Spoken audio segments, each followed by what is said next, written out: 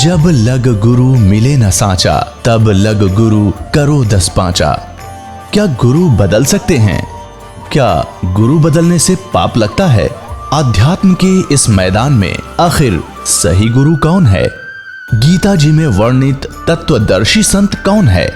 इन सभी प्रश्नों के उत्तर जानने के लिए अवश्य सुनिए जगत गुरु तत्वदर्शी संत रामपाल जी महाराज के मंगल प्रवचन। उसने देखा, कुछ दिनों के बाद वो फिर गया, इधर उधर देखा, कहीं दाव लगा नहीं। उसी किसान के आसपास रात्रि में फिर पहुंचा। उसके झांक कर देखा, उसके दो बैल बंधे थे और किसान आराम से बैलों से दूर सो रहा था अपने ही आंगन में। चोर ने उस किसान के दोनों बैल चुरा लिए और वो ले गया। अब उस किसान ने अपने गुरुदेव से कहा, गुरुदेव आपके दास के दोनों बैल चोरी हो गए। तब परमेश्वर ने, गुरुदेव ने कहा, बेटा उसका स्वभाव है, वो कर्म है, आप भगवान पर विश्वास रखो। यदि चोरी करने से ही कोई धनी बनता है तो कोई भी काम ना करे और सब चोरी ये कर ले, परमात्मा तेरे को कई गुना देगा, विश्वास रख, डगमग ना होना। कहते सत ना छोड़े सूरमा, सत छोड़े पतजा, और सत के बांधे लक्ष्मी फिर मिलेगी आप। और कहते धर्म तो दसके नहीं, दसके तीनों लोग, और खैरायत में खैर है कीजिए आत्म पाव। परमात्मा ने दया बख्शी, बढ़िया फसल होगी, वर्षा हुई बहुत अच्छी और कमाल हो गया, खूब फसल होगी। अब 1 वर्ष के बाद वो चोर फिर गया। उसने ये विचार लगा कि वो व्यक्ति ना कोई पुलिस में रिपोर्ट कराता और ना तेरे सिर में कोई दर्द करता, नहीं तो कोई खोजी पीछे लगा दे, ढूंढ ले चोर। तो वो शरीफ फिर देखा कि अब के फिर जाता हूं उधर ही। अब चोर ने तो वो तीनों बैल बेच के खत्म किए, खा खू के फुर किया। तो उसने जाकर देखा, चोर ने, रात्रि के इसमें किसान बाहर सो रहा, गर्मी का मौसम था, और उसके 4 बैल बहुत सुंदर, जैसे सांड जैसे तगड़े तगड़े 4 बैल बंधे हुए।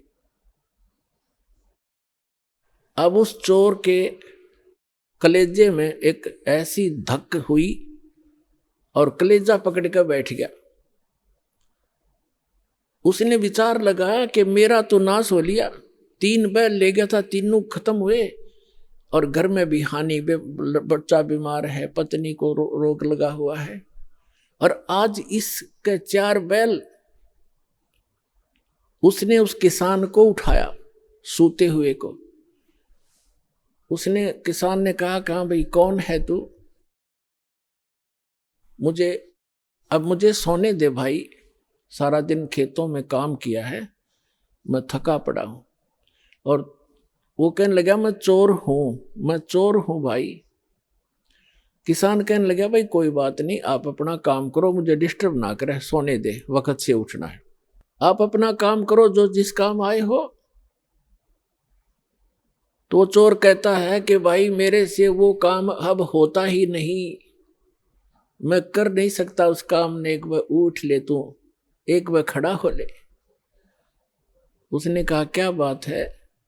चोर ने बताया कि भाई मुझे चाहे तो पुलिस में पकड़वा दे और चाहे किसी गांव के व्यक्तियों ने बुला के जान तो मरवा दे, मैं सच्ची बताऊंगा आज। वो कहने लगा, किसान के, बता भाई क्या बात है? मैं ना तो तेरे को पुलिस में पकड़वाऊं और ना मैं तुझे किसी से पिटवाऊं, भाई तू क्या करना चाहते हो बताओ। उसने कहा कि मैं आपका पहला बैल भी मैं चुरा कर ले गया था, और तेरे दूसरे बैल, जब फिर मैं दूसरी बार आया तो आपके 2 बैल थे बहुत सुंदर, और मेरे उस एक, वो भी मेरा वैसे ही विनाश हो लिया था, वो भी खर्च हुए। दूसरी बार आपके दोनों बैल भी मैं चुरा कर ले गया था, और मेरे पास आज खाने को दाने नहीं, और तेरे पास 4 बैल खड़े हैं। मुझे युवराज बता दे, ऐसा गरीब आदमी तू कैसे लाया 4 बैल? तब उसने कहा भाई अब सुन ले मेरी, मैं कहां से लाया, मैंने गुरु बना रखे हैं और वो परम संत भगवान आए हुए हैं, मैं उनका सेवक हूं, उनकी आज्ञा का पालन करता हूं, और ऐसे कर आप भी दीक्षा ले लो, परमात्मा धनी करेगा तब धनी बना करते हैं। तो उसने कहा ठीक है भाई, मैं दीक्षा ले लूंगा। अपने गुरुदेव के पास लेकर गया वो किसान उसको कि गुरुदेव एक भक्त आया है, आपका दास आया है और ये दीक्षा लेना चाहता आपसे। अच्छा बेटा दीक्षा ले लो। तो गुरुदेव ने बताया कि बेटा चोरी नहीं करनी, मांस नहीं खाना, शराब नहीं पीना। तो उसने कहा महाराज मैं बड़ा दुष्ट व्यक्ति था और आपके इस देवता के मैं तीन बैल चुरा कर ले गया था, मेरा तो नाश हो गया, मेरा बच्चे भी बीमार, मेरी पत्नी को भी रोग है, और आपके इस बच्चे के 4 बैल बंधे। तो उसने कहा बेटा कोई बात नहीं, अनजान में गलती ना जाने किस किस पे हो जाती है, और फिर सुधर जाओ, इंसान ही होता है। और बेटा भगवान देता है तभी धनी हो सकता है, ऐसी बकवादों से धनी नहीं हो सकता। उसको दीक्षा दिलवा के उस चोर को, अब तो भक्त बन गया। कहते हैं हर सुमरे सो हंस कहावे, कामी क्रोधी कागरे। भक्ति करे तो भक्त हो गया, चोरी करे था चोर था, अब भक्त बन गया। अपने घर लाया उसको और कहा भाई क्या काम करता है? वो कहने लगा मैं भी किसान हूं। भाई ठीक है, ऐसे कर 1 बैल ले जा तू और एक अपना किसी और से जुगाड़ करके कर लिए, 1 बैल ले जा और अपना कमा ले। तो उसने कहा नहीं, मैं बैल ले जरूर जाऊंगा क्योंकि मेरे पास अभी भी जुगाड़ है नहीं, लेकिन आपका जो मैं चोरी करके ले गया था वो भी पाई दूंगा, मुझे पता लग गया भाग्य, फिर अगले जन्म में देना होगा। तो पुण्यात्माओं, ये करौथा आश्रम जो है उसमें करोड़ों की संपत्ति थी बच्चों के दान की। इन दुष्ट प्रशासन वालों ने, हरियाणा के मुख्यमंत्री आर्य समाज जी है और उन जो हमारा विरोध कर रहे हैं वह भी आर्य समाज के जो आचार्य वगैरह हैं, उनकी दुकानें बंद होने लगी थी, क्योंकि मैं इस दास ने इस नकली महर्षि दयानंद के सत्यार्थ प्रकाश के अज्ञान को वेदों से तुलना कर दी, और उसका वो कैसा समाज सुधारक था उसी के इतिहास में लिखा हुआ इन आर्य समाज के आचार्यों का जीवनी वह दिखा दी। शराब यू भांग यू पीवे, भाई तमाकू यू सूंगे, हुक्का यू पीवे, भांग पीवे, चाय पीवा तो कम से कम अब रंग बसम खावे, और वेदों से तुलना कर दी कि सत्यार्थ प्रकाश नाम का जो सदग्रंथ है उसमें लिखा तो ये है कि शास्त्र वेदों के अनुसार मैंने इसकी रचना की है, वेद के टोटली विरुद्ध है। और ऐसी बेहुदी बातें लिखी है, मैं आपको बताती हूँ मुझे शर्म आती है उसमें क्या लिखा। तो ये इसलिए बताया था दास ने कि ठीक है गलती सब पर हो जाती है, दास को वो ज्ञान हुआ, आप भी भगवान के बच्चे हो सभी, एक दयानंद की नहीं, इस दास ने सभी संत और पंथों की वह जो अज्ञान था सदग्रंथों से जांच करके जनता को दिखा दिया, जिसका परिणाम ये है लाखों की संख्या में उमड़ कर आ रहे। तो जिस कारण से उनको ये चिंता बन गई इन आचार्यों को, आर्य समाज के आचार्यों को, प्रधानों को, कि जिन आर्य समाज के व्यक्तियों से तुम चंदा ले लेकर अपनी दुकानें चला रहे हो, यदि उनको पता लग गया कि सत्यार्थ प्रकाश इतना बेहुदा ग्रंथ है, और ये महर्षि कहते हैं आसपास भी नहीं था दयानंद, तो फिर ये सभी उनके अनुयायी रामपाल के पास चले जाएंगे और उनका कल्याण हो जाएगा। ये कल्याण नहीं चाहते, जानबूझ साची तजर करे झूठ ते दे, और ताकि संगत है प्रभु सौपन में भी ना दे। तो ये जानबूझ कर बकवास कर रहे हैं, इनको सबको पता चल गया है, और बुद्धिमान है वो शांत हो गए, और ये दुष्ट टाइप के लोग अभी भी विरोध कर रहे हैं। ये तो वो हैं, परमात्मा कहते हैं हाथी डर माने नहीं, जय स्वान भुकाही, और सत्संगी संग ना तजै चितराम बसाई। हाथी जैसे कुत्तों के भौंकने से कभी परवाह नहीं करता, चलता रहता है। तो साधु संत चाहे कोई कितना विरोध करो पर सच्चाई पर रहे, भगवान से डर कर चले, किसी का बुरा नहीं करे, सोचे भी नहीं, करना तो बहुत दूर की बात है, तो उसका बुरा कभी नहीं हो सकता ना। तो फिर भगवान की आवश्यकता ही नहीं, भगवान है ही नहीं कहीं पर। तो अब उस आश्रम के अंदर पुलिस वहीं पर सरकार के कब्जे में और करोड़ों की चोरी करवा दी, एसी तक उठा ले गए और उसको कह दिया वो अनट्रेसेबल है, पता नहीं लगा चोर का। तुम टिंडे लेने बैठी थी पुलिस वहां पर, चोर का पता नहीं लगा।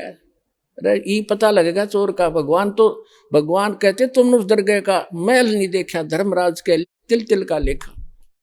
परमात्मा सारे पूरे कर देगा बच्चों तुम्हारे, देख लेना। पर तुम बैलेंस ना खोइयो, अपनी शांति बनाए रखना। कुछ दिनों में दिखा देंगे आपको, ये पूरा संसार पलटेगा।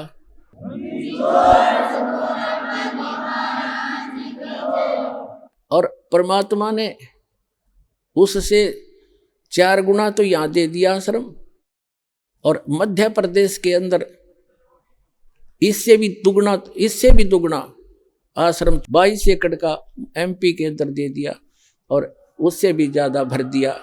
और पुण्यात्माओं, समर्थ का शरणाग हो, रंग होरी हो, कभू न हो एकाज राम रंग होरी हो। समर्थ की शरण में रहो, उसका कभी बुरा नहीं हो सकता। कभी हमने किसी का बुरा नहीं सोचना। जिन्होंने हमारे साथ जुल्म किए हैं, हम उनका प्रतिशोध नहीं रखेंगे, ना रखना मन में। फिर भगवान रूस जाएगा, उसका फिर ऑपरेशन खत्म हो जाएगा अगर आप उसका बदला लेना चाहोगे। कभी नहीं सोचना, भगवान पर छोड़कर चलो, अपना बचाव रखो। संत का एक नियम होता है, किसी से लड़ना नहीं और डरना नहीं, क्योंकि चोर डरा करते, साधु संत डरा नहीं करते। सिंह, सूरमा और संत आगे को बढ़ते हैं, पीछे को नहीं चलते। तो जो परमार्थी व्यक्ति होते हैं वो बैक नहीं होते, क्योंकि उनका उद्देश्य बुरा करने का नहीं होता है। इसलिए आपसे दास की प्रार्थना है, अपना सतलोक आश्रम करो था की सफाई करो, प्यार से रहो, और उसको वैसा ही चमका दो जैसा पहले इन दुष्ट लोगों ने हमसे लिया था, और वैसा ही फिर वहां से सत्संग किया करेंगे।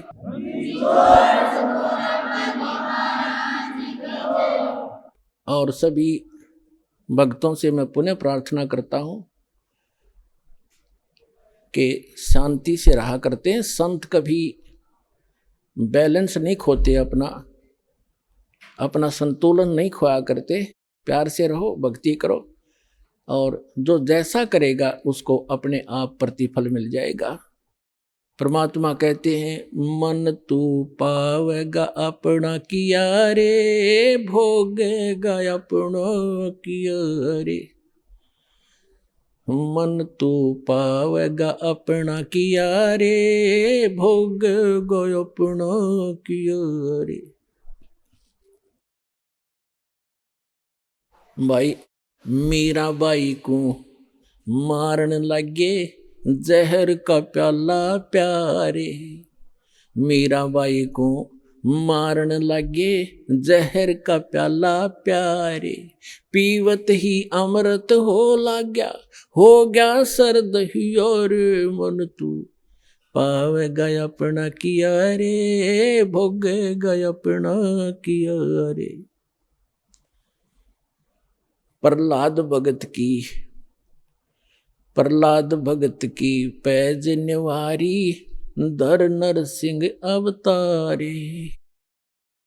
नरसिंह रूप धरे नारायण, वो खंभ पाड़ के आए, मन तू पावेगा अपना किया रे, भोगेगा अपना किया रे। और पुण्यात्माओं,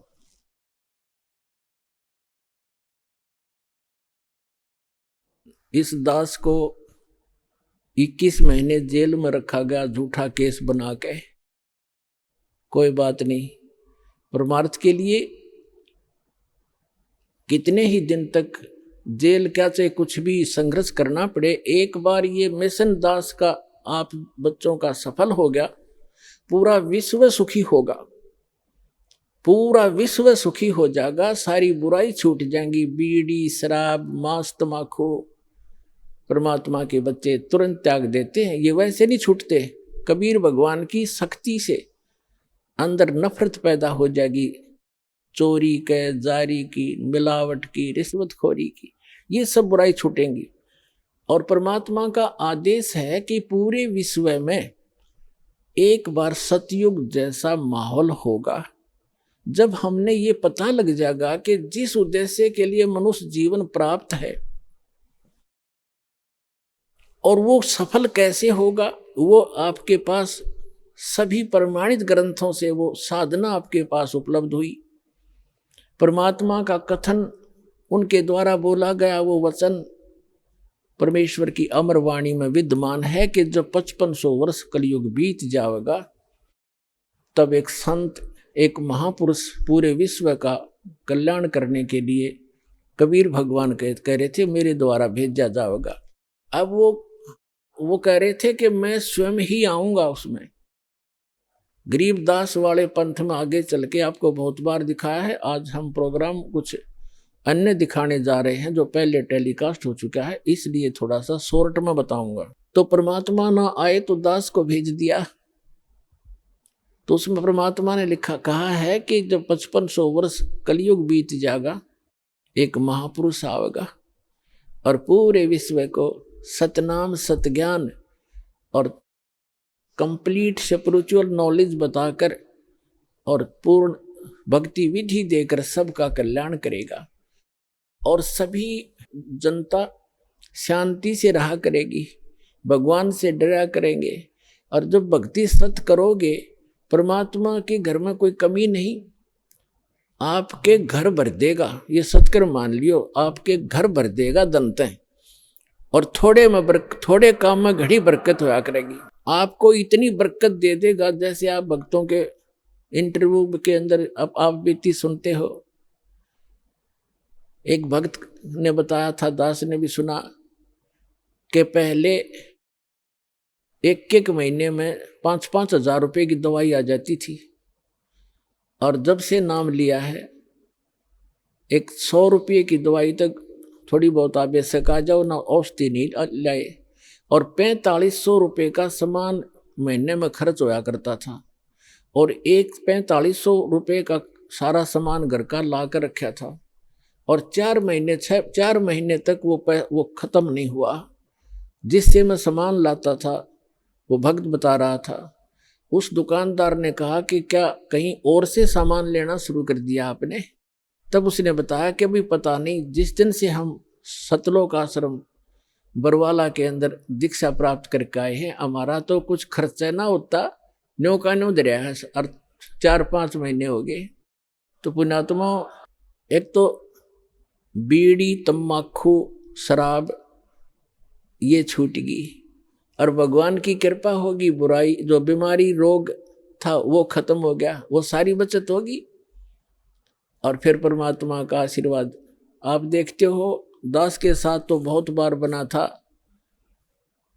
ऐसे समय में ये देखा करता था कि कल पैसे की आवश्यकता है और पैसा है ही नहीं, थोड़े से रखे थे 500 रुपये। तो ऐसा दया करी दाता ने बहुत बार कि जहाँ 500 रुपये की आशा थी, 500 रुपये रखे होंगे, वहाँ पर 5-5 हजार रुपये दास को मिले रखे हुए। और मैंने सिर पकड़ कर देख लिया, ये आए कहाँ से, इतना पैसा रखा ही नहीं मैंने कभी सलमारी के अंदर। और ऐसे बहुत घने भक्तों के साथ बीती है, बहुतों ने बताया। तो परमात्मा क्या नहीं कर सकता? जब ये पृथ्वी बना सकता, ये नोट नहीं बना सकता कागज के? 1 सेकंड लगे इसने, सारे ब्रह्मांड रच दिए जिसने। और वही परमात्मा झोंपड़ी में बैठा करते थे, कपड़ा बुना करते थे, सारी सृष्टि के सृजनहार, सबके पालनहार। और ऐसे दुष्ट लोगों ने उनका भी बहुत बुरा विरोध किया था, कबीर भगवान का ऐसे जुल्म ढाए थे, जैसे आज दास के साथ ये कुछ दुष्ट लोग कर रहे हैं। कोई बात नहीं, भगवान सब सफलता देगा अपने को। हम परमार्थ के लिए लगे, हम किसी का बुरा नहीं सोचते ना करते। तो उस समय परमात्मा के नाम से चिट्ठी लिख दी गई थी, कबीर साहब के नाम से झूठी चिट्ठी लिख दी, झूठे पाखंडी आचार्यों, शंकराचार्यों और गुरुओं ने। उस समय के जितने मंडलेश्वर का जी मुल्ला थे कि कबीर भंडारा करेगा, सबको झूठी चिट्ठी लिख दी, सब जगह, सब संतों के, पंथों के सब जगह भेज दी। 18 लाख व्यक्ति आ गए निश्चित तिथि को। 18 लाख व्यक्ति, ये साधु संत और निमंत्रित, सबके पास चिट्ठियां चली गई। और साथ में ये लिखा था कि कबीर पुत्र नीरू जुलाहा काशी वाला सबको आमंत्रित करता है, 3 दिन का भंडारा होगा, सारे भोजन, लाडू, जलेबी, कचौड़ी, पकौड़ी, सब खीर खांड बनाए जाएंगे, हलवा। और प्रत्येक साधु संत को प्रत्येक भोजन के बाद एक दोहर माने कंबल होता था, बहुत सुंदर कंबल टाइप एक होती थी खद्दर की, वो दोहर होती बोलते थे, डबल। और एक असरफी देगा सोने की, यानी 10 ग्राम सोना। इस लालच में सारे डेरा वाले अपने चेलों को और सबको बुला ले। 18 लाख व्यक्ति सामने खड़े हो गए। जब रविदास जी को पता चला, ये दोनों महात्मा, परमात्मा और रविदास जी अधिकतर इकट्ठे ही रहा करते थे, तब रविदास जी ने कहा कि भगवान, आज तो इन्होंने कति जुल्म कर दिया, आपके नाम से चिट्ठी डाल दी, 18 लाख व्यक्ति चिट्ठी लिए खड़े हैं, कबीर भंडारा करेगा, दौर और मोहर असरफी देगा, 3 दिन का लिख रखा मालिक। कबीर साहब बोले, आजा बैठ जा रविदास, जिसकी आड़ लेकर बैठे हैं वो आप संभालेगा, गरीबदास वो राक्षसी जिन्यू साजा साज। रविदास जी को अपनी कुटिया में उठा लिया, अंदर से कुंडी लगा ली, बैठ गए। उधर से परमात्मा दूसरा रूप बनाकर पहुंचे अपने सतलोक में, जहां से वो आते हैं, जहां से हम सभी आए हुए हैं, वहां किसी चीज की कमी नहीं। वहां से जाकर 9 लाख बैलों के ऊपर, पहले यही ट्रांसपोर्ट का साधन था, बैलों के ऊपर जैसे गधों पर बोरे रखते हैं, ऐसे वो बोरे रखकर उनमें बने बनाए जलेबी, लाडू, कचौड़ी, पकौड़ी, ऊपर से सतलोक से हलवा, खीर, खांड, और लाकर आप दूसरा रूप बना लिया केशव नाम के बंजारे का। बंजारा एक बिजनेसमैन को पहले बंजारा कहा करते थे, जो बिनज करते थे, एक स्थान से दूसरे स्थान पर कहीं से खांड ले आते, तो दूसरी मंडी में जहाँ खांड बूरा नहीं होती वहाँ बूरा भेज देते, वहाँ से बाजरा ज्वार लेकर दूसरी मंडी में ले जाते, जैसे ट्रांसपोर्ट करते हैं। उसमें ये बैलों से ही साधन था, जंगलों से गुजरना होता था। तो 9 लाख बैलों के ऊपर सामान रख के आए और उन तंबू लगा दिए पूरे चौपड़ के बाजार में, काशी बनारस में। और उन्होंने पूछा, कोई पूछ रहा था कि आप कौन हैं, आपका क्या नाम है? उन्होंने कहा कि मैं केशव नाम है मेरा, और मैं कबीर जी का पगड़ी बदलिया मित्र हूँ, दोस्त हूँ, वो मेरा धर्म भाई है। और उसने चिट्ठी मेरे पास भी गई थी कि एक भंडारा है, कुछ सामान ले आइएगा। तो ज्यादा ना बढ़ाकर पुण्यात्माओं, सिकंदर लोधी दिल्ली के बादशाह थे, उनको भी चिट्ठी लिख दी, क्योंकि शेख तकी जो था वो सिकंदर लोधी का गुरु था, और वो भी ईर्ष्या करता था। उन सब ने मिलकर ये एक मसलत बनाई थी, एक सलाह बनाई थी, मीटिंग करके ये परमात्मा को के नाम से चिट्ठी लिखी थी, कबीर जी के नाम से। उन्होंने इसलिए लिखी थी कि ये शर्म के मारे भाग जाएगा, लोग इसे पीटेंगे, चिट्ठी क्यों डाली थी, हमारी इतनी दूर से आए। उन्होंने किया तो ऐसे था। तो शेख तकी ने अपने राजा से भी बता दिया कि आपका गुरुजी और वहाँ ऐसे भंडारा कर रहा है, क्योंकि सिकंदर लोधी कबीर परमात्मा की महिमा से परिचित होकर के उनका शिष्य बन गया था, लेकिन था कच्चा सा। फिर भी राजा दिल्ली का काशी पहुंचा, उसने पूछा कि किससे, जो केशव रूप में बैठे थे भगवान, दूसरे रूप में एक बिजनेसमैन सेठ के रूप में, उससे पूछा सिकंदर लोधी ने कि आप कौन हैं? उसने बताया कि मैं केशव नाम है मेरा, मैं बंजारा हूं, बिजनेसमैन हूं। तो सिकंदर लोधी राजा ने पूछा दिल्ली के बादशाह ने कि कबीर जी से आपका क्या नाता है? कि वो मेरा मित्र है, मेरा धर्म भाई है, मेरा पगड़ी बदल मित्र है, यार है। और उसने मेरे पास संदेशा भेजा था कि भाई एक छोटा सा भंडारा करना है, कुछ सामान लेते आइएगा। अब शेख तकी तो साथ यूं गया था कि कबीर भाग गया होगा, झोपड़ी छोड़ गए, और सिकंदर उससे हट जाएगा दूर और तेरी महिमा फिर से बन जाएगी। जब उसने देखा शेख तकी ने भंडारा चल रहा है और जय जयकार हो रही है, भाई भला हो किसने दिया ऐसा भंडारा, आज तक ऐसा भोजन कभी खाया नहीं, ऐसा भंडारा नहीं देखा। और शेख तकी था पेट पकड़ कर बैठ गया एक तरफ ने। तो सिकंदर लोधी ने पूछा उस केशव रूप में बैठे परमेश्वर से कि कबीर जी क्यों नहीं आए? तो केशव ने कहा उसका दास जो बैठा है, मौज है मान उसकी, कभी आओ। उसका मित्र बैठा, उसका दास बैठा, आ जाएगा जब आएंगे, उनकी मौज होगी तब आ जाएंगे। और सिकंदर लोधी वहीं पहुंच गए कुटिया पर, और कुटिया खटखटाई। रविदास जी ने कहा कि महाराज जी वो तो आगे सब यहीं पर। परमात्मा बोले बोला मत, आप चले जाएंगे, और मैं तो भाई रात को चला जाऊंगा यहाँ से कुटिया छोड़ के। तो रोज दुखी करने लग गए। सिकंदर लोधी ने आवाज लगाई कि हे परवरदिगार, एक बार कुटिया का दरवाजा खोलो। कौन हो आप? अंदर से पूछा परमात्मा। आपका दास सिकंदर आया है दिल्ली से, आपके दर्शन करना चाहता है। कबीर साहब ने कहा राजन, मैं हो गया दुखी, मैं गरीब आदमी, अपने गुजारा करता हूँ, कपड़ा बुनकर अपने परिवार का पोषण करता हूँ। परमात्मा का अपना कोई परिवार नहीं था। एक लड़का मृत जीवित किया था शेख तकी की फड़क निकालने के लिए, और एक शेख तकी की लड़की कब्र में दबा रखी थी, मृत्यु के उपरांत हुआ जीवित की थी उस अल्लाह अकबर ने, कबीर साहब ने। वो दोनों बच्चे परमात्मा के साथ रहा करते थे, जीवित करके वो गए नहीं फिर कहीं पर भी। उन्हें मालिक के मुंह बोले बेटा बेटी, और दो मुंह बोले माता पिता थे, नीरू और नीमा। उनसे जन्म नहीं था, वो मालिक तो सहसरी राय थे। तो परमात्मा ने कहा कि मैं तो अपने कुंबे का, अपने परिवार का पोषण करता हूँ कपड़ा बुनकर, और मेरे साथ महाराज गुरु महाराज जी बहुत बुंडी कर दी, मेरे नाम से झूठी चिट्ठी डाल रखी है। मैं तो आज रात काशी में रहूंगा, और रात में अपने परिवार को लेकर यहाँ से निकल जाऊंगा, ये मुझे जीने नहीं देंगे, यहाँ पर बहुत तंग कर लिया। तब सिकंदर लोधी कहता है परवरदिगार, आप किसी और को तो बहका सकते हो, अपने दास को नहीं। एक बार दरवाजा खोलो मेरे दाता, आपने जय जयकार कर रखी है, भंडारा खोल रखा है। ये दाता आप तो अपने को छुपाए रहते हो, आप में यही एक खासियत है।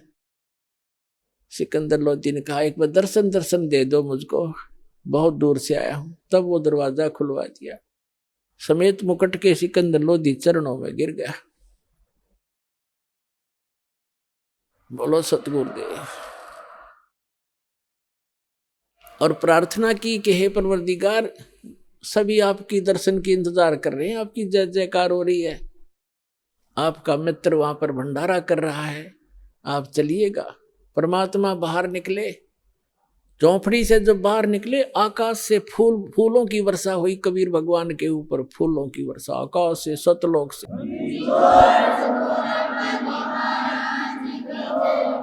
और सिकंदर लोधी ने हाथी पर बिठाया अपने अपने आसन के साथ, और चंवर स्वयं करने लगे भगवान कबीर साहब के ऊपर। रविदास जी को भी साथ ले लिया, भंडारे में आ गए। जहाँ देखा उड़े सब जय जयकार करें, ये भाई ऐसा भंडारा नहीं देखा। और जो भी खाना खा के जाओ उसको दौर और असर भी विदाई की दी जा रही थी। कहने का भाव ये है पुण्यात्माओं, 3 दिन तक भंडारा चला।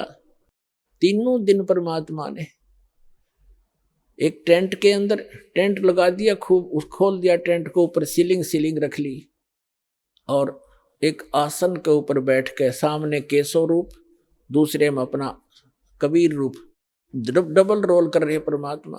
केशव प्रश्न करता है, कबीर साहब उत्तर देते हैं कि आप ऐसे, केशव पूछता है कि आप ऐसे गंदे लोग में क्यों आ गए, अपने अपने उस सुख में स्थल को छोड़कर। तब कबीर साहब कहते हैं, केशव मेरे दर्द ने आप नहीं समझ सकते, ये सब मेरे बच्चे हैं, ये काल के धोखे में आए हुए हैं, इनको लेने के लिए आया हूँ। अपने बच्चों से माता पिता दूर नहीं हो सकते, इसलिए मैं यहाँ भटक रहा हूँ। मैं रोवत हूँ सृष्टि को, सृष्टि रोवे मोहे, कह कबीर हमारे वियोग को ये समझ नहीं सकता कोई। ये मुझे खोज रहे हैं, ये समर्थ परमात्मा हमने सुख दे, और ये जिनकी पूजाएं कर रहे हैं इन पर दुखों के कहर टूट रहे हैं। और मैं समर्थ हूँ, मैं कहता हूँ मैं भगवान हूँ, ये मुझे भगवान नहीं मान रहे। और मैं कहता हूँ मैं भगवान हूँ, तुम मेरे बच्चे हो। मैं रोवत हूँ सृष्टि को, और ये मुझे ढूंढ रहे हैं, मैं इनको खोज रहा हूँ। हमारे इस बीच के इस हमारा जो वियोग हो गया, एक दूसरे से विमुख कर दिए नकली संतों पंथों और दुष्ट लोगों ने, इबिस ने हमारे न कौन एक करे। तो दास भेजा उस परम पिता ने आत्मा और परमात्मा का मेल कराने के लिए।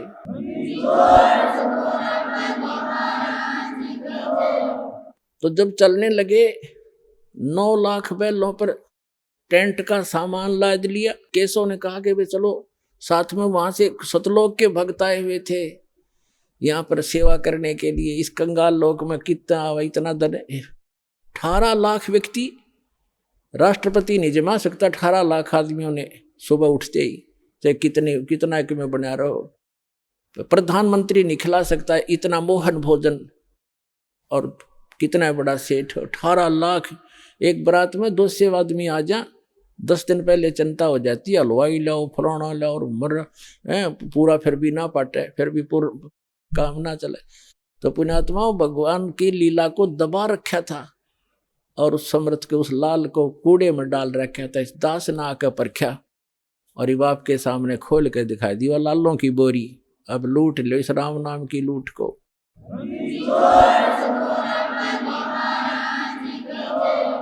अब क्या होता है, केशव और कबीर परमात्मा, सिकंदर लोधी, शेख तकी और सैनिक खड़े। तब सिकंदर लोधी ने कहा कि शेख तकी, देखा आपने मेरे गुरुजी का भंडारा। तब क्या हुआ, शेख तकी क्या कहता है, ऐसे ऐसे भंडारे हम सब कर दें, इसने तो ऐसा महोत्सा सा किया है। पुणात्मा, महोत्सा कहते हैं जैसे कोई कंपलसरी हो ना, जैसे कोई बता दे कि तूने इतने पंडित जमाने हैं या इतना देना पड़ेगा दान धर्म, कोई मजबूरी हो, तो वो घटिया मार जाया करे, फॉर्मलिटी करता है, उसको महोत्सा कहते हैं। और जग जोनार खुशी में किया करते हैं, जैसे किसी के घड़िया दिनों में कोई पुत्र प्राप्ति होती थी तो उसकी न्यारी खुशी होती थी, खूब भोजन थे, भंडारे थे, घी से हलवे से खुले हाथ से बरता है, उसको जग जोनार कहते। तो गरीबदास जी कहते हैं कि कोई कहे जग जोनार करी है और कोई कहे महोत्सा, और बड़े बड़ाई करा करें ये गाड़ी का डे ओछा। यो शेख तकी तो अच्छा था, घटिया इंसान, अन्यों के क्या किया है इसने, यानी उसका वो तो उसका पक्का विरोधी था, भगवान का दुष्ट था वो। इतना कुछ देख कर भी नो कहे इसने क्या किया, महोत्सा सा किया है। तो यहाँ गरीबदास जी कहते कोई कहे जग जो नौर किया, वह कमाल कर दिया, ऐसा भंडारा देखा ना सुना। और कोई कहे महोत्सा और बड़े बड़ाई करा करें ये गाड़ी काट दे ओछा। तो उसी समय क्या हुआ, सिकंदर लोधी ने कहा केशव जी आपके बंजारे और बैल तो बहुत दूर चले गए होंगे, दरिया से निकलकर गंगा को जो पार करने लगे वो बैल, उससे पार होना था दरिया से गंगा से, तो गंगा एकदम नीचे उतर गई, घुटना पानी रह गया उन बैलों के। तो सभी हैरान थे देखने वाले, राजा भी और भी, कि एकदम गंगा इतना डाउन फॉल मारेगी और उनके पार निकलते फिर फुल स्विम पे होगी। उन्होंने सोची कोई ना, ऐसा दरिया का ऐसा होता ही रहता है, वह तो बात इतनी ध्यान करी नहीं उन्होंने। तब उन्होंने कहा सिकंदर ने कि केशव आपके बंजारे आपके में वो साथी चले गए होंगे। सभी ने उधर दृष्टि की तो आसपास ना कोई बैल ना बंजारा, नहीं तो 9 लाख बैल यहाँ से लेकर इशार काट जाए तो भी थोड़े स्थान थोड़ा रहे। तो सब हैरान रह गई, कहाँ गए कहाँ गए। इतना कह ही रहे थे केशव सामने खड़ा था और कबीर परमात्मा के अंदर समा गए। अकेले कबीर भगवान वहां पर रह गए। बोलो सतगुरुदेव।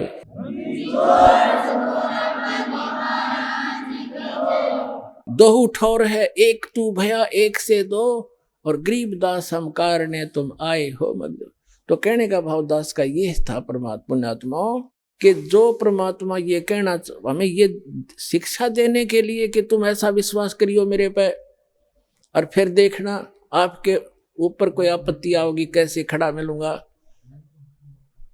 और क्या बताना चाहा था, जो परमात्मा 18 लाख व्यक्तियों को और 3 दिन तक भोजन भंडारे लड्डू जलेबी कचौड़ी पकौड़ी और दोहर और असरफी दे सकता है, एक झोपड़ी में बैठा व्यक्ति, वो समर्थ कितना है। और आपको क्या नहीं दे सकता, पूरे विश्व को खिला सकता, वो पूरे असंख्य ब्रह्मांडों को 1 सेकंड में सब कुछ भर दे, हरा भरा कर दे इस पृथ्वी को, और आपका घर भर दे पूरा।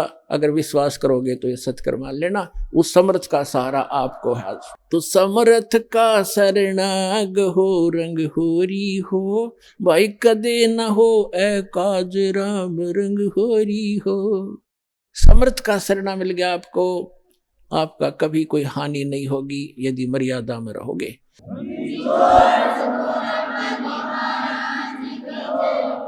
परम पिता परमात्मा पूर्ण ब्रह्म सारी सृष्टि के रचनहार कबीर परमेश्वर जी की असीम रजा से आप सभी पुण्यात्माएं सत्संग श्रवण करने के लिए उपस्थित हुए। धन्य है आपके माता पिता जिनसे जन्म हुआ, और धन्य है आपका जन्म जो ऐसे समय में आपको मानव शरीर मिला। मानव शरीर प्राप्त करके प्राणी क्या करता है, उसे करना क्या चाहिए, मनुष्य जीवन का मूल उद्देश्य क्या है, इसका ज्ञान सत्संग से होता है। बहुत ही पुण्यकर्मी प्राणी को मानव शरीर प्राप्त होता है। उससे भी पुण्यकर्मी प्राणी वो है जिसके अंदर सत्संग परमात्मा की चाह है, प्रेरणा है, जिस कारण से वो कहीं ना कहीं भटक रहा है, कोई ना कोई भक्ति विधि अपनाए हुए है। और उन सब से उत्तम वो प्राणी है जिसके अंदर भक्ति की प्रेरणा है और उसको सतगुरु मिल जाता है मानव शरीर के अंदर। तो पुण्यात्मा, आप उन पुण्यकर्मी प्राणियों में से हो, उन best, good, better, best 3 quality होती है। आप उस बेस्ट क्वालिटी की पुण्यात्मा हो जो आपको ऐसे समय में मानव शरीर मिला, इस भक्ति काल में, मोक्ष काल के अंदर, मोक्ष समय है ये, मुक्त होने का ये गोल्डन चांस इसी समय होता है कलयुग के अंदर ही, और वो ये है बीचली पीढ़ी।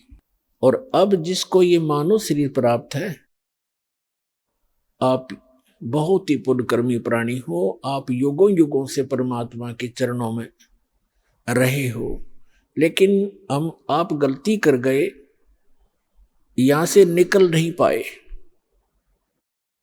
आपके पास इस भक्ति समय में की हुई भक्ति साधना की जो पूंजी थी, जो आपकी भक्ति धन था आपका, वो बहुत घना था,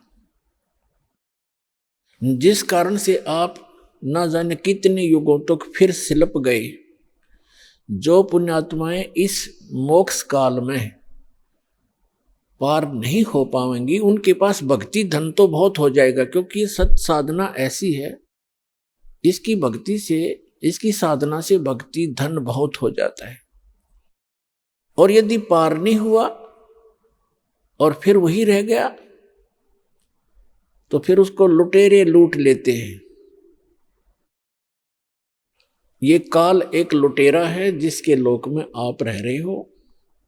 ये 1 नंबर का ठग है, बंटवारा कहा है संतों ने इसको, जो सुनियोजित तरीके से आपके भक्ति धन का नाश करवाता है।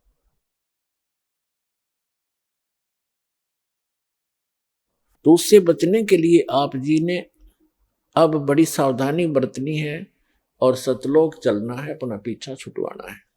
मनुष्य शरीर प्राप्त करके जो प्राणी भक्ति नहीं करते तो वो अपना जीवन नाश कर जाते हैं, और जो भक्ति करते भी हैं अंतिम श्वास तक सावधान नहीं रहते तो वो भी बने बनाए काम को बिगाड़ लेते हैं। भक्त को अंतिम श्वास तक साधना करनी पड़ेगी, मर्यादा में रहना पड़ेगा। जैसे खेल के खिलाड़ी होते हैं, वो जहां से स्टार्ट करते हैं, यानी कोई डिस्ट्रिक्ट स्तर से, जिला स्तर से खेलना शुरू करते हैं, वहां भी नियम वैसे ही है और वहां सफल होते हैं। फिर वो राज्य स्तर पर खेलते हैं, वहां भी वही नियम है और अंतिम गेम तक उन्होंने वैसे ही मर्यादा में रहकर ही सावधानी से खेलना पड़ता है, तभी वो सफल होते हैं। इसी प्रकार प्रत्येक सदग्रंथ में कहा है कि परमात्मा की भक्ति अंतिम श्वास तक करनी होती है। परमात्मा कहते हैं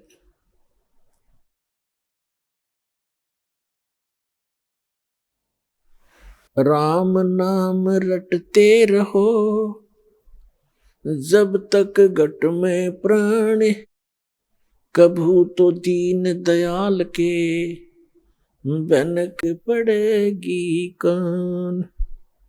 ये सूक्ष्म वेद की वाणी है जो परमात्मा अपने मुख कमल से स्वयं ही आकर के बोला करते हैं यथार्थ ज्ञान। इसी का समर्थन दिया है यजुर्वेद अध्याय नंबर 40 के मंत्र नंबर 15 ने।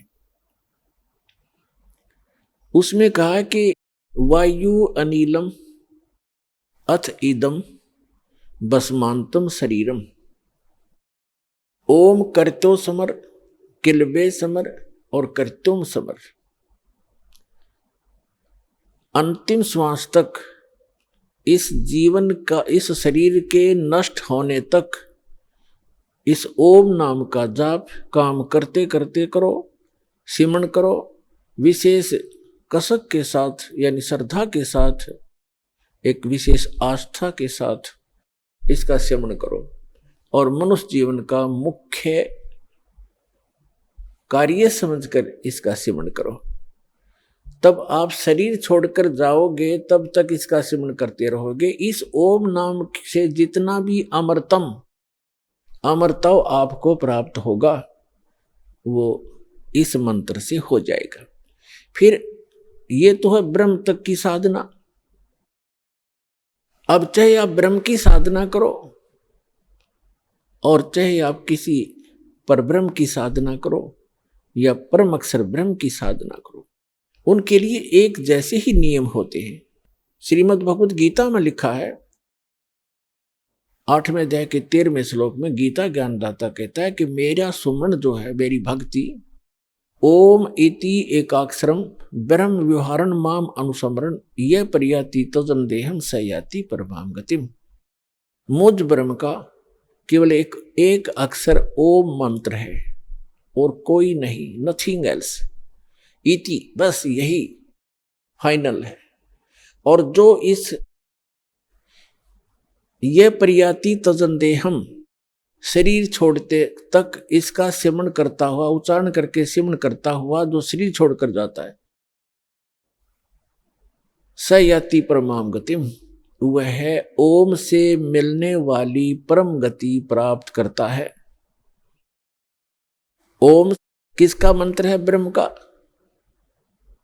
और ओम से कौन सा स्थान प्राप्त होता है? ब्रह्मलोक।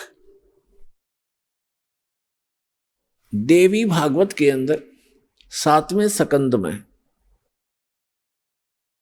गीता प्रेस गोरखपुर से प्रकाशित सचित्र मोटा टाइप केवल हिंदी के पृष्ठ नंबर 562 और 563 पर स्पष्ट किया है। देवी हिमालय जी को कह रही हैं कि सभी पूजाएं त्याग दे, अन्य किसी देव में आस्था मत कर राजन, केवल एक ब्रह्म की साधना कर। ओम उसका नाम जाप है, ओम का सिमरण कर और ब्रह्म पाने का उद्देश्य कर, इससे तेरा कल्याण हो जाएगा, तू ब्रह्म लोक में चला जाए, उसको प्राप्त हो जाएगा ब्रह्म को। और वो ब्रह्म, वह ब्रह्म ब्रह्मलोक रूपी दिव्य आकाश में रहता है, यानी वो ब्रह्मलोक में रहता है। यजुर्वेद अध्याय नंबर 40 के मंत्र 17 में 2 पुरुष बताए। एक तो ये वेद ज्ञान दाता ब्रह्म है, ये कहता मैं ब्रह्म हूं, सो अहम खम ब्रह्म, अहम ओम खम ब्रह्म, मैं ओम, मेरा ओम नाम है, मैं ब्रह्म हूं। और खम माने ब्रह्मलोक रूपी दिव्य आकाश में, वहां मैं रहता हूं। और जो पूर्ण परमात्मा है वो गुप्त है, वो प्रोक्ष है, वो ऊपर के तेजों में लोकों में रहता है। यजुर्वेद अध्याय नंबर 40 के मंत्र नंबर 10 से 13 तक स्पष्ट कर दिया है कि परमात्मा की यथार्थ जानकारी, परमात्मा कैसा है, वो जन्म लेता है नहीं लेता है, साकार है या निराकार है, उसके विषय में तत्वदर्शी संत बताते हैं। धीराणाम, उनसे सुनो, तत्वदर्शी संत वो बताएंगे वास्तविक ज्ञान, उनसे सुनो। और विद्वान और अविद्वान की पहचान भी वो संत बताएंगे। फिर श्री मद भगवत गीता अध्याय नंबर 4 के श्लोक नंबर 32 में वर्णन किया है कि यज्ञों की विशेष विस्तृत जानकारी सच्चिदानंद घन ब्रह्म के मुख से बोली हुई अमर वाणी कबीर वाणी के अंदर विस्तार के साथ कहा गया है। वो तत्व ज्ञान है, उसको समझने के बाद प्राणी फिर पूर्ण रूप से सब कर्मों से मुक्त हो जाता है। चौथे अध्याय के 34वें श्लोक में गीता जी में कहा है, उस तत्व ज्ञान को तत्वदर्शी संतों के पास जाकर समझ। वो तत्वदर्शी संत तुझे उस तत्व ज्ञान का उपदेश करेंगे। इसे सदैव के गीता ज्ञान दाता तो उस परम अक्षर ब्रह्म की, उस सच्चिदानंद घन ब्रह्म की जानकारी भी नहीं रखता, उसके पाने की विधि उसके पास नहीं है। उसके लिए परमेश्वर स्वयं आते हैं, अपना अमृत ज्ञान आपके लिए यहाँ भरकर चले जाते हैं अपनी अमृत वाणी में, फिर अपने गवाह बनाते हैं प्रत्येक युग में। अब कलयुग में जो उन्होंने अपने साक्षी बनाए हैं, आदरणीय धर्मदास साहिब जी बांधवगढ़ वाले, उनको परमात्मा मथुरा में मिले, जहां पर वो अपने हिंदू धर्म के गुरुओं द्वारा बताई हुई साधनाओं के आधार से तीर्थ यात्रा पर निकला हुआ था। उनको ज्ञान दिया, सच्चाई से परिचित कराया। उसके बाद वो प्यारी आत्मा परमात्मा के चरणों में पड़ के बुरी तरह रोई। फिर उसको परमात्मा सतलोक लेकर गए, जहां से हम आए थे, और जो वो सुखमय स्थान है जहां कभी जरा और मरण नहीं होता, जहां वृद्ध अवस्था नहीं है, जहां मृत्यु कभी नहीं होती। फिर उनको तीसरे दिन वापस छोड़ा तो वो परमात्मा कबीर साहिब के गवाह बने कि परमात्मा कबीर आप ही परमात्मा हो। क्या बताया है कि आज मोए दर्शन दियो जी कबीर, आज मोए दर्शन दियो जी कबीर, अमर लोक से चलकर आए काटन इस काल की जंजीर। अमर लोक से चलकर आए आप सीधे सहसरी जाते हैं। तो पुण्यात्मा उसके पश्चात उन्होंने अपने गवाह बनाए आदरणीय स्वामी रामानंद जी काशी वाले, उनको सचखंड लेकर गए। वो योगी पुरुष अपने आप में योगी पाक रहे थे, चारों वेदों और गीता पुराण आदि के वो ब्रह्मज ज्ञाता प्रसिद्ध हो रहे थे। जब परमात्मा ने बताया कि स्वामी जी 4 वेद और पुराण 18 ये एक उजड़ जेरा है, तत्व ज्ञान परम साहेब का वो तो ज्ञान उचेरा है। रामानंद जी वेदों पर गर्व करते थे, पुराणों और गीता पर गर्व करते थे कि इस कंप्लीट स्पिरिचुअल नॉलेज है, संपूर्ण अध्यात्म ज्ञान है। परमात्मा ने कहा कि ये तो एक उज्जड़ झेरा है, 4 वेद और पुराण 18 ये एक उज्जड़ झेरा है, इससे निकल नहीं सकते इस साधना से, ये इनकम्प्लीट है। फिर रामानंद जी के भ्रम को निवारण करने के लिए सचखंड लेकर गए। आइए अब हम उन श्रद्धालुओं के अनुभव जानते हैं जो जगत गुरु तत्वदर्शी संत रामपाल जी महाराज जी से दीक्षा प्राप्त कर चुके हैं तथा उनके द्वारा बताए गए भक्ति मार्ग पर चल रहे हैं। सर नमस्कार। सत साहेब। सर क्या नाम है आपका? अजमेर दास मेरा नाम है। गांव मेरा आएगा सतनौर, तहसील गढ़शंकर, डिस्ट्रिक्ट हुशियार, पंजाब का रहने वाला हूँ मैं। सर आप क्या करते हैं? मैं पहले फ़ौज में था, अभी फ़ौज से रिटायरमेंट हो गया हूँ। सर संत रामपाल जी महाराज से आप कब जुड़े? मैं संत रामपाल जी महाराज से मई 2013 से जुड़ा हुआ हूँ जी। सर संत रामपाल जी महाराज की शरण में आने से पहले आप क्या भक्ति साधनाएं करते थे? संत रामपाल जी महाराज की शरण में आने से पहले मैं सतपाल जी की शरण में था और उनसे मैंने नामदान लेके उनके बताई हुई भक्ति करता था जी। सर सतपाल जी महाराज की बताई हुई भक्ति साधना आपने कितने साल तक की और उस भक्ति साधना से आपको क्या लाभ मिला? मैंने सतपाल जी की बताई हुई भक्ति कम से कम 4 साल की जी। उसमें लाभ तो मेरे को कोई नहीं हुआ जी। ये सोचते थे कि परमात्मा की शरण में लगे रहो, कभी ना कभी तो परमात्मा दिया करेंगे। बस उनके बताए हुए अनुसार मैं भक्ति करता रहा, लाभ मेरे को कोई नहीं हुआ। उल्टा मैं जैसे था विषय विकारों में वैसे ही विषय विकारों में मैं आगे चलता रहा जी।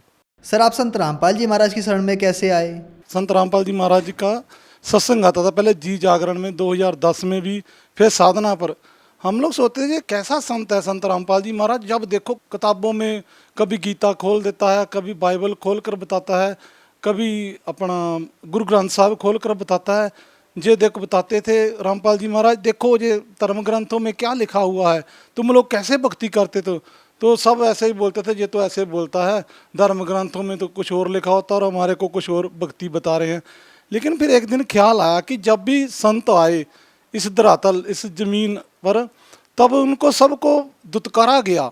जैसे गुरु नानक देव जी हुए, उनका घर से निकलना मुश्किल हुआ, ईसा मसीह को जिंदा कीलों पर गाड़ दिया। जो भी संत जितने भी आए धरातल पर, उनके साथ दुनिया ने किसी ने अच्छा नहीं किया। तो हम यही सोचते थे कहीं यही पूर्ण संत ना हो संत रामपाल जी महाराज, और हमारी भक्ति ना रह जाए कहीं। फिर कुछ कारण हमने SMS किया, जो टीवी पर नीचे नंबर आते थे उन पर हमने SMS किया कि ज्ञान गंगा पहुंच जाए हमारे पास। उसी समय 7 दिन के अंदर अंदर मेरे को ज्ञान गंगा पुस्तक मिल गई। तो उसमें मैंने ज़्यादा नहीं फरोला, उसमें सिर्फ 2 शब्द फरोला। उसमें लिखा था, माया आदि निरंजन भाई, आपे जापे आपे खाई, ओम सोहं का है खेला। और ये तो हमारे सतपाल जी बताते हैं कि ये सोहंग शब्द तो है जो कहीं किताबों में नहीं लिखा हुआ, कहीं इश्तिहारों में कुछ नहीं लिखा हुआ। मैं तो होश चक्कर खा गया। रही जो हमारे को सतपाल जी ने भक्ति बताई वो तो रामपाल जी महाराज ने किताबों में भी हमारे को प्रमाणित कर दिया। ये तो आपे जापे आपे खाई। तो हम तो उसी दिन से प्रण लगा लिया कि पूर्ण संत रामपाल जी महाराज हैं, इसके सिवा इस धरती पर कोई भी संत नहीं है। तो हम ज्ञान गंगा के माध्यम से संत रामपाल जी महाराज की शरण में आए जी। सर जैसा कि आप बता रहे हैं कि धरती पर पूर्ण संत रामपाल जी महाराज हैं, अन्य कोई संत नहीं है, तो सर समाज इस बात का निर्णय कैसे करे कि पूर्ण संत कौन है? परमात्मा कहते हैं रामपाल जी महाराज का, सतगुर के लक्षण कहूँ मदरे नैन बिलोच, 4 वेद 6 शास्त्र कहाँ कहे 18 बोध। परमात्मा रामपाल जी महाराज इस धरातल पर आए हुए हैं, वो सारे वेद सारे शास्त्र गुरु ग्रंथ साहब सब में प्रमाण है। गुरु नानक देव जी ने भी किया, सोई गुरु पूरा खवावे, जो 2 अक्षर का भेद बतावे, एक लंघावे एक छड़ावे, तो प्राणी निज घर को जावे। कबीर परमात्मा कहते जेकर पंडित पढ़िया पोथी, 2 अक्षर 2 नामा। हमारे संत हमारे गुरु ग्रंथ साहब हमारे बाइबल सब की पहचान है कि गुरु पूरा कैसे होना चाहिए। फिर भी हम लोगों ने तो परमात्मा को पहचान लिया और रामपाल जी महाराज की बताई हुई भक्ति कर रहे हैं जी। सर संत रामपाल जी महाराज की शरण में आने के बाद आपको क्या लाभ मिले? संत रामपाल जी महाराज की शरण में आने से बाद सबसे बड़ा लाभ मेरे को ये मिला कि मैं ड्रिंक बहुत करता था जी, बहुत ज़्यादा ड्रिंक करता था। कि फौज में था उधर तो ड्रिंक करते थे, लेकिन रामपाल जी महाराज की शरण में आने से नामदान लेने के बाद मेरी ड्रिंक छूट गया जी। और मेरी फैमिली को बहुत ज़्यादा माइग्रेन था और उसको छींकों की बहुत बीमारी थी, वो हटती नहीं थी। हमने रामदेव बाबा की बहुत दवाई ली और अब सिर में जो फिजियोथेरेपी वो भी किया, तो वो फैमिली को सारे करा कर देख लिया, लेकिन कोई फायदा नहीं हुआ। जब रामपाल जी महाराज के शरण में आए तो हमारी भगतमती की फैमिली की सारी बीमारी दूर हो गया और मेरे सारे विषय विकार खत्म हो गए। और लाभ, एक बार सत्संग में हम लोग जा रहे थे, सत्संग के ऊपर स्पीकर लगा हुआ था, तो मैं स्पीकर ठीक करने के लिए जैसे ऊपर चढ़ा तो सीढ़ी तो नहीं था, जो बादरे होते हैं ना ऐसे थोड़ा ईंटें रखी हुई, वो ऐसे उस पर चढ़ कर गिरा तो मेरा नीचे वाले पैर से ईंट खिसक गया और मैं बिना सपोर्ट में 4 सेकंड या 5 सेकंड में ऐसे बिना सपोर्ट के खड़ा रहा। जब मैं देखा तो मेरे कोई सपोर्ट नहीं था, जैसे मैं पकड़ा मैं बच गया। तो मेरे को ऐसा लगा कि जैसे बंदी छोड़ रामपाल जी महाराज ने मेरे को ऐसे पकड़ रखा था। इस तरह संत रामपाल जी महाराज ने मेरी जान बचाई जी। और हम लोग पहले घर में क्लेश रहता था हमारा आपस में, लेकिन गुरु जी रामपाल जी महाराज की शरण में आने से बाद हमारे घर में बिल्कुल क्लेश खत्म हो गया। जब हम लोग खुश हैं, हमारा परिवार सुखी है, हमारी 2 बेटियां हैं, कोई प्रॉब्लम नहीं है जी। सर, पहले आपने सतपाल जी महाराज को गुरु बना रखा था, अब आपने संत रामपाल जी महाराज से नाम दीक्षा ले ली, तो सर ऐसा कहा जाता है कि गुरु नहीं बदलना चाहिए, गुरु बदलना पाप है, तो सर आप इसके बारे में क्या कहना चाहेंगे? जैसे हमारे मनुष्य जन्म को रोग लगा हुआ है, जन्म मन का रोग लगा हुआ है, तो जैसे एक डॉक्टर के पास हमारे को इलाज नहीं होता तो हम दूसरे डॉक्टर के पास चल जाते हैं। यदि हमारे को सतपाल जी से आराम नहीं है तो हमने गुरु बदल लिया, तो हमने कोई बुरा नहीं किया, हमने अच्छा किया, हमारे को परमात्मा का सही रास्ता मिल गया और गुरु बदलने में कोई प्रॉब्लम नहीं जी। कबीर साहब की वाणी है, जब तक गुरु मिले ना साचा तब तक गुरु 10 पांचा। तो परमात्मा भी बोलते हैं कि जब तक आपको सच्चा गुरु नहीं मिलता तो आप गुरु की तलाश करो, जब आपकी गुरु सही मिल जाए तो आप उनके बताई हुई भक्ति करो। सर, हिंदुस्तान में बहुत सारे धर्मगुरु हैं, उन सभी को छोड़कर आप संत रामपाल जी महाराज की शरण में क्यों आए? क्योंकि हम रामपाल जी महाराज सारे धर्म ग्रंथों के हिसाब से हमारे को सत भक्ति बताते हैं और बाकी संत सब अपना अपना मत लेकर अपने अपनी लोक वेद, कोई किसी ने राधे श्याम राधे दप बता दिया, किसी ने ओम नमः शिवाय बता दिया, वो कहीं भी हमारे धर्म ग्रंथों में ऐड नहीं है, वो नहीं लिखा हुआ। तो हमारे संत रामपाल जी महाराज बताते हैं, जो हमारे को भक्ति विधि बताते हैं वो बिल्कुल ऐड है सारे ग्रंथों में, गुरु ग्रंथ साहब में बिल्कुल ऐड है कि परमात्मा की भक्ति इस प्रकार से है। तो हमारे रामपाल जी महाराज बिल्कुल सही भक्ति बताते हैं। सर, जो श्रद्धालु आपको देख रहे हैं, आप उनको क्या संदेश देना चाहेंगे? मैं भक्त समाज के आगे अरदास करता हूँ, प्रार्थना करता हूँ कि आप इतने पढ़े लिखे हैं, कोई BA, कोई MA, कोई आजकल कोई अनपढ़ नहीं है, आप गुरु जी का रामपाल जी महाराज जी का सत्संग सुनो और सुनने के बाद निष्क्रिय निकालो कि कौन सच्चा कौन झूठा, और आप पढ़ो कि हमारे वेदों में, हमारे कुरान में, बाइबल में क्या प्रमाण है और कैसे भक्ति करनी चाहिए। तो मैं भक्त समाज को यह संदेश देना चाहता हूँ कि जितनी जल्दी हो सके और आप रामपाल जी महाराज की शरण में आओ और अपना जीवन सफल बनाओ। सर, संत रामपाल जी महाराज से कैसे जुड़ सकते हैं? चैनल पर जब प्रोग्राम आता है गुरु जी का तो नीचे नंबर दिए होते हैं, उन नंबरों पर फ़ोन करो, वो आपको ज्ञान गंगा मुफ्त में देते हैं। और उसके बाद जिस स्टेट में आप हो उस स्टेट पर रामपाल जी महाराज ने नामदान केंद्र खोल रखा है, तो वो आपको उधर नामदान नज़दीक के नज़दीक नाम केंद्र पर आपको इन्फॉर्मेशन करेंगे और आप उधर से अपना नामदान लो और अपना जीवन सफल बनाओ। धन्यवाद सर। सत साहेब जी।